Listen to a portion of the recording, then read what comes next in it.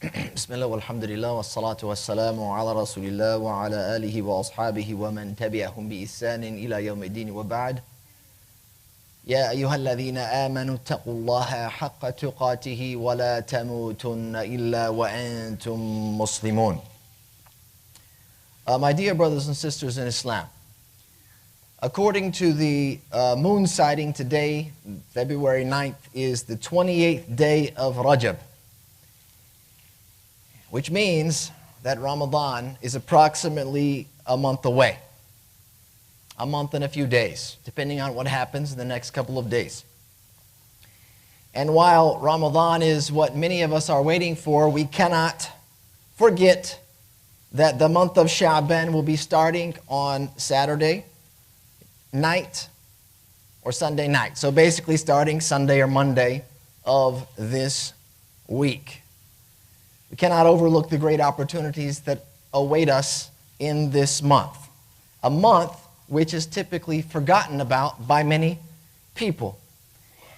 And from the opportunities, I want to mention to you two great opportunities, major opportunity this month. The first of those is to be reminded about divine judgment. And how divine judgment is very different from how we often judge one another in this life. As you're all too familiar with the very materialistic world that we live in, it's very hard to conceptualize who we are in terms other than possession of physical wealth and appearance, of physical beauty perhaps. This is how we judge one another far too often. We often look at each other, our appearances, we look at our clothes, our shapes and sizes, the color of our skin. And if not that, we will look at each other's financial worth and pass judgment. It's not something that is a phenomena of today, but this is how it's been for quite some time. And while these things, the worldly possessions, the valuables, the worth that we have in our possession, as well as how we look, is a major part of our life, there's no doubt about it, who we actually are, who we truly are as individuals, is a combination of our beliefs, our feelings, intentions, and the actions that follow after.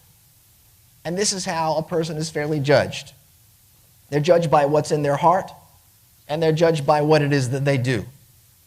And so today I want to take a look at this framework of judgment and how it applies to the month of Shaban. As people of faith, we are aware, we should be certain that Allah subhanahu wa ta'ala knows everything. He's well acquainted with everything that we do.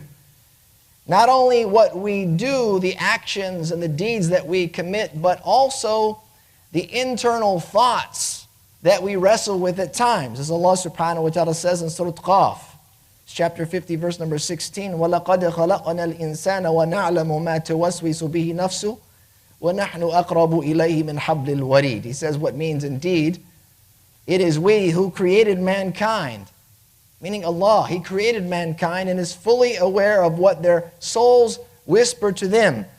He says, وَنَعْلَمُ مَا تُوَسْوِسُ بِهِ نَفْسُهُ. Even the internal dialogue, the thoughts and the intentions that you don't even act upon, Allah subhanahu wa ta'ala is aware of that. He says, we are closer to them than their jugular vein. And with that divine knowledge, knowing that Allah subhanahu wa ta'ala is aware of everything, there's nothing that escapes His knowledge, even the things we don't do. With all of that, there is still a very formal delivery and presentation of our deeds, the things that we do act upon. And it happens on multiple occasions, regular occurrences throughout our lifetime. The Prophet ﷺ indicated this. One hadith you find narrated in Sahih Muslim, he says, يُرْفَعُ إِلَيْهِ عَمَلُ النَّهَارِ بِاللَّيْلِ وَعَمَلُ اللَّيْلِ بِالنَّهَارِ.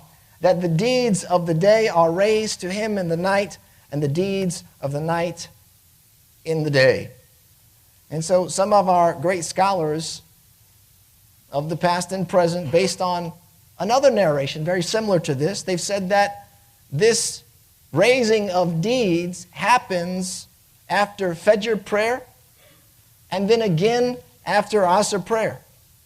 essentially describing it such that the angels who have been charged to record our deeds, to record that record, if you will then deliver it to Allah subhanahu wa ta'ala.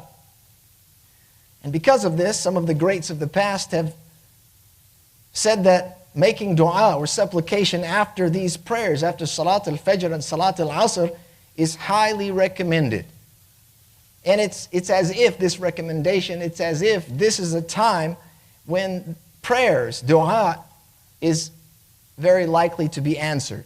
The angels, they will depart with your record, and the last thing that they will record is you fulfilling an obligation of Fajr prayer or of Asr prayer, and then immediately after that, you will find yourself in a moment of dua and supplication, fulfilling an obligation and following it up with a recommendation. And when you turn to Allah subhanahu wa ta'ala in dua, after you've performed that prayer, you are likely, highly likely, if you're following the prescribed supplications of the Prophet ﷺ, to ask for forgiveness, which almost seems like counterintuitive. You've just performed a prayer and now you're asking for forgiveness afterwards.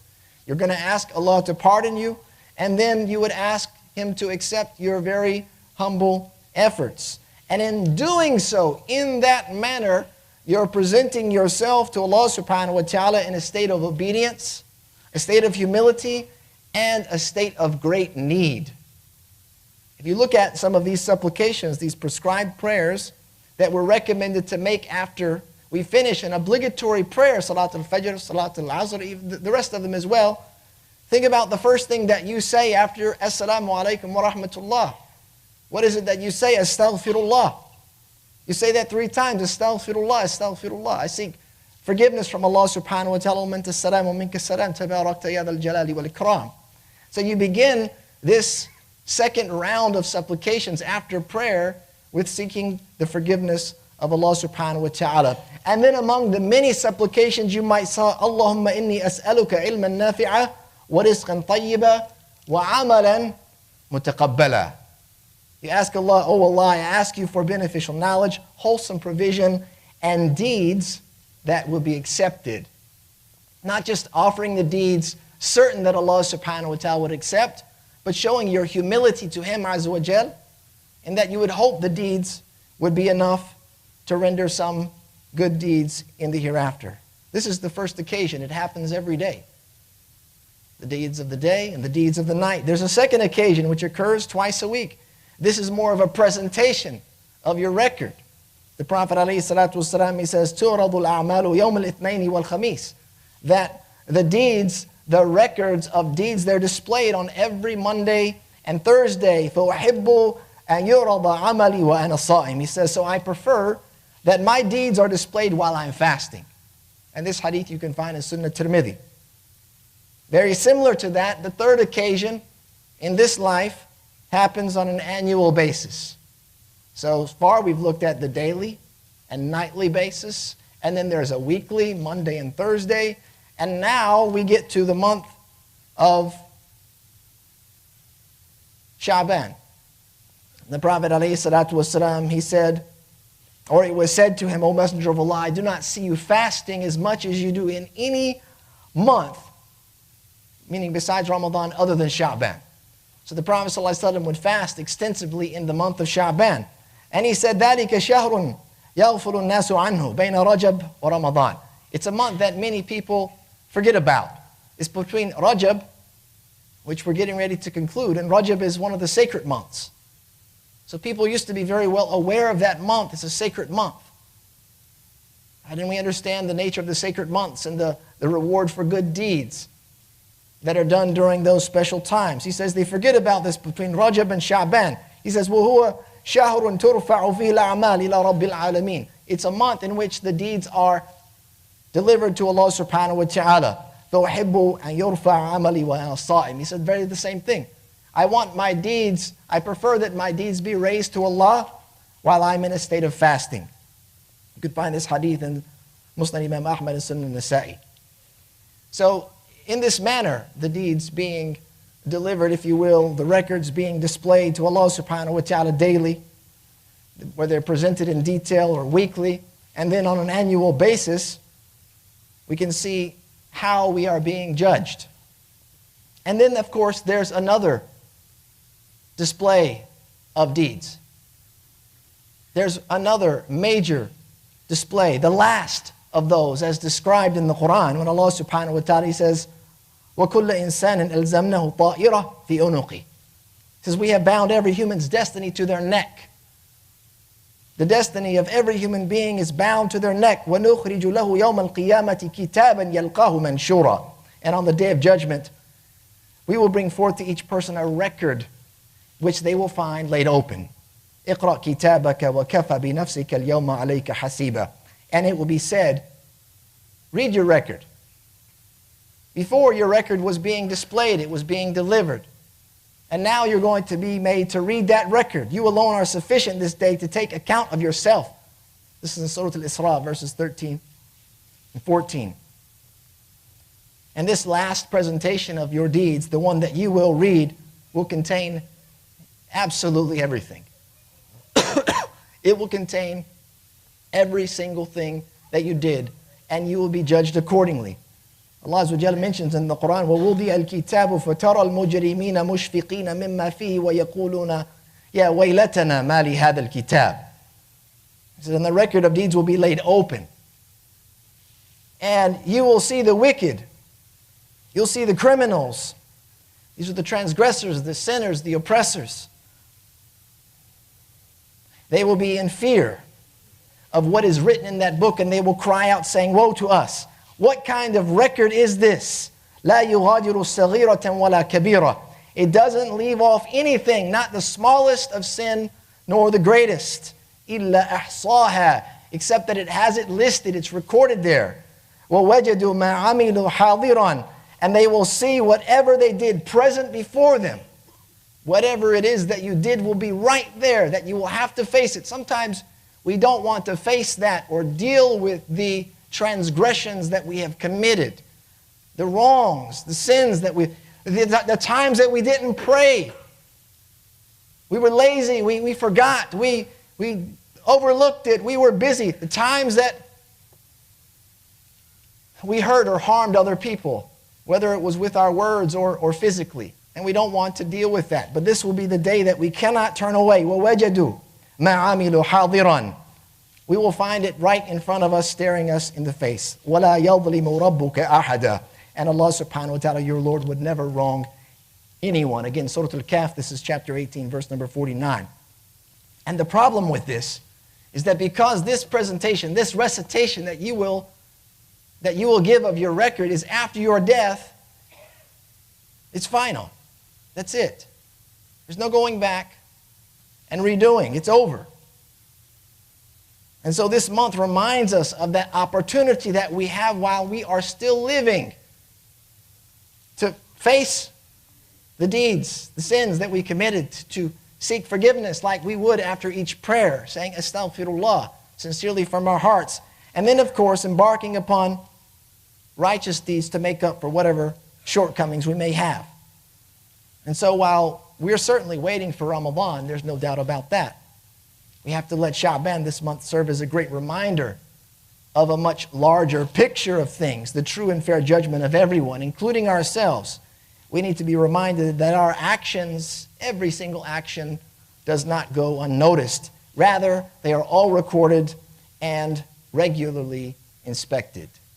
أقول قولي هذا وأستغفر الله لي ولكم ولسائر المسلمين من كل ذنب فاستغفروه إنه هو الغفور الرحيم.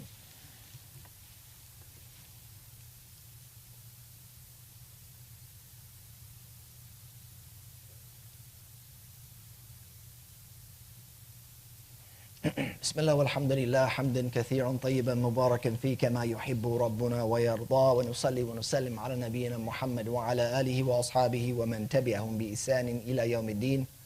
يا أيها الذين آمنوا اتقوا الله وقولوا قولا سديدا يصلح لكم أعمالكم ويغفر لكم ذنوبكم ومن يطع الله ورسوله فقد فاز فوزا عظيما. Brothers and sisters, another lesson that we can take from our beloved Prophet sallallahu alaihi wasallam is that while remembering the moments of Allah's judgment, those moments, and we are reminded again, every day we should be reminded that our deeds are being displayed. Our record is there. We're reminded every day, if not every week, and then of course every year in this month. We're reminded of these moments of judgment, and when the Prophet ﷺ, of course, very mindful of these things regularly, what he would do is push himself to do more, especially in those moments in which the deeds were being judged. He would push himself. And how did he do that? Mentioned in those hadith. He said, I prefer that my deeds are delivered and being inspected while I'm fasting. When they're being presented to Allah, I prefer that they're being presented while I'm fasting. The Prophet's answer to that, his attitude towards that is to be in a state of fasting. Because fasting is one of the greatest forms of worship. It's a physical action, as we know, but it requires an intention from us. Our heart has to be present at night, and then we begin fasting in the day. So it's an entire day and night, an entire cycle in which we are engaged in worship, and it is directly related to our heart. It's not about visible cues, like prayer is a very mechanical ritual form of worship. You're moving your body. Fasting is about restraint, refraining, and it's about what's in your heart. A mere intention of, well, if I had food, I'd eat it, means your fast is spoiled. And so throughout the day, maintaining that intention is right inside of your heart. The connection with fasting is very spiritual in nature, and it is meant to result in taqwa. And so ideally, while our deeds are being presented to Allah subhanahu wa ta'ala, our bodies, they are in a state of devotion. They're in a state in which our hearts are seeking piety. Because that is what Allah subhanahu wa ta'ala examines. As the Prophet sallallahu alaihi wasallam, he says, "Inna Allah la yanzuru ila suwarikum wa amwalikum." That Allah doesn't look at your appearances or your wealth. As I opened up with, that's how we typically judge one another. What type of clothes are you wearing? How is your hair today? What color is your skin? How big are you? How tall? How strong? How weak? Whatever it may be. How much money? What car were you driving? What house do you... All those types of things. Allah subhanahu wa ta'ala is not looking, he says. Doesn't examine. إِنَّ اللَّهَ لَا يَنظُرُ إِلَى صُوَرِكُمْ وَأَمْوَالِكُمْ وَلَكِنْ يَنظُرُ إِلَى قُلُوبِكُمْ وَأَعْمَالِكُمْ. But he looks at your hearts and your actions. It's in Sahih Muslim. And so when the Prophet ﷺ said that he prefers that his deeds be displayed or examined while he's fasting, he's basically telling us that he wanted to be in a state of obedience to Allah subhanahu wa ta'ala when they were being judged.